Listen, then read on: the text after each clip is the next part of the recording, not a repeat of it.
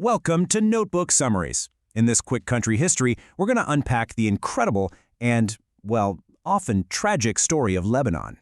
So, how did the land that literally gave us the alphabet become a symbol of modern crisis? To get that, you gotta go way, way back. The whole story is shaped by its geography. Think of it as this mountainous safe haven, smack dab in the middle of a super busy and often dangerous intersection of empires.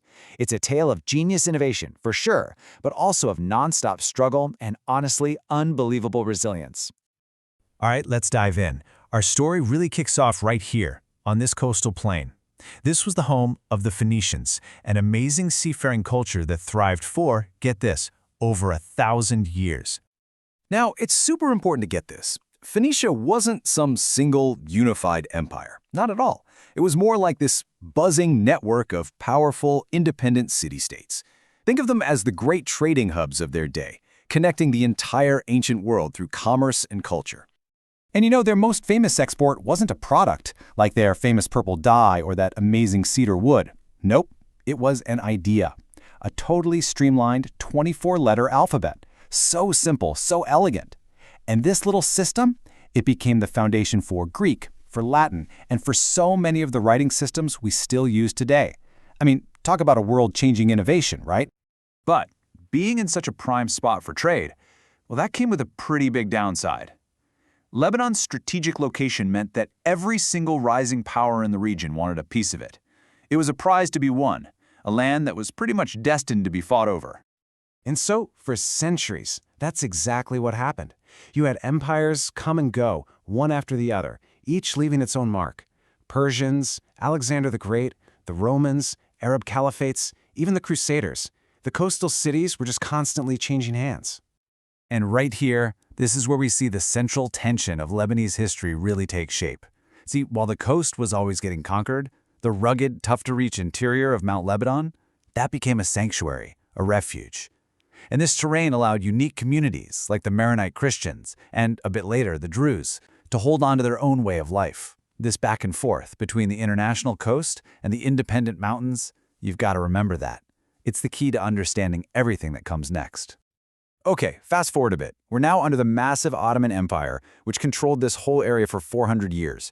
And even then, this mountain region managed to carve out its own unique, kind of semi-independent existence. It had this special status that you just didn't see anywhere else in the empire. This whole era was shaped by these incredible visionary leaders. Take Fakhr al-Din II. People often look at him as a kind of early founder of modern Lebanon. He brought different communities together, he modernized things, and he really pushed for more independence from the Ottoman capital. Problem was, those ambitions, they ultimately cost him his life. But at the same time, something else was happening. Those separate community identities started getting deeper, more defined. And a big reason for that was that European powers started getting involved. They started playing this really dangerous game, backing different local groups. You had France supporting the Maronites and Britain backing the Druze. All it really did was fuel a lot of suspicion and, you guessed it, internal conflict. Well, all that tension finally boiled over in 1860 with a really brutal civil war. The violence got so bad that France actually sent troops in. And the result? They created an autonomous, Christian-led province inside the Ottoman Empire. This was a huge deal. It set a major precedent for two things: foreign powers stepping in, and government based on religious identity. All right, jump to World War I. The Ottoman Empire collapses, and just like that, the entire map of the Middle East gets completely redrawn. And out of those ashes, the modern state of Lebanon is about to be born. Okay, pay attention, because this moment right here changes everything. The French are now in charge with a mandate from the League of Nations, and they redraw the borders. They don't just stick with that small mountain province. Oh no, they create what they called Greater Lebanon. And they did that by tacking on the Muslim-majority coastal cities and the Bekaa Valley to that Christian heartland. And the result of that decision?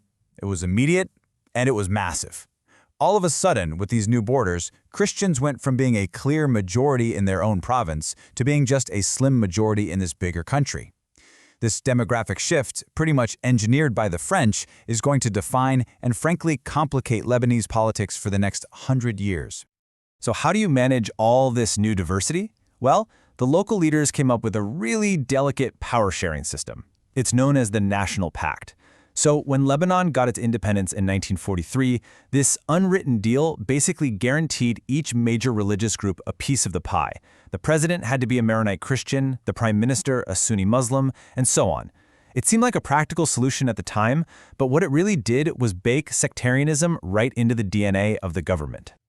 And for a while, it kind of worked.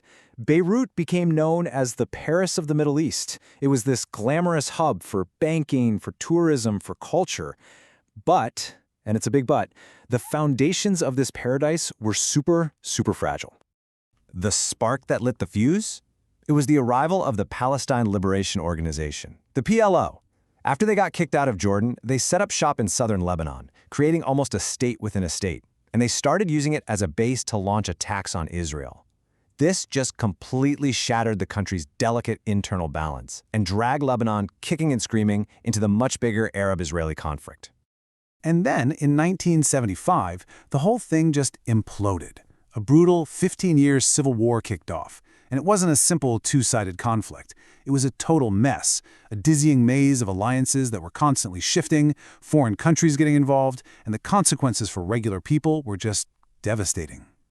Yeah, the war very quickly turned into a proxy battleground for all the big regional powers. You had Syria, Israel, different Palestinian groups, all fighting their battles on Lebanese soil. They would back different Lebanese militias, and in the process, they just tore the country to shreds. And the human cost, it's just staggering to even think about. Over 100,000 people were killed. Nearly 1 million people, that's like a fifth of the whole population, were forced to leave their homes. An entire generation was just lost to all that violence. So the fighting finally stopped, thanks to something called the Taif Agreement in 1989. It tweaked that old power-sharing formula to give Muslims a bit more say in parliament. But, and this is so important, it kept the basic sectarian system in place. And it also sort of legitimized a long-term Syrian military presence in the country. So you'd think, okay, post-war, things get better, right? Well, not exactly. The decades that followed weren't about lasting peace.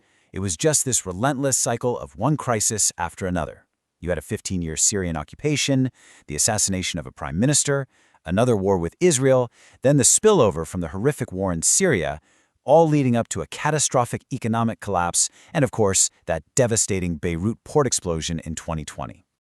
So when you look at the whole picture, from the ancient Phoenicians giving the world the alphabet all the way to today's struggles, Lebanon's story is one of a truly brilliant, creative, and unbelievably resilient people who are just caught in this tragic loop of their own internal divisions and these massive external pressures.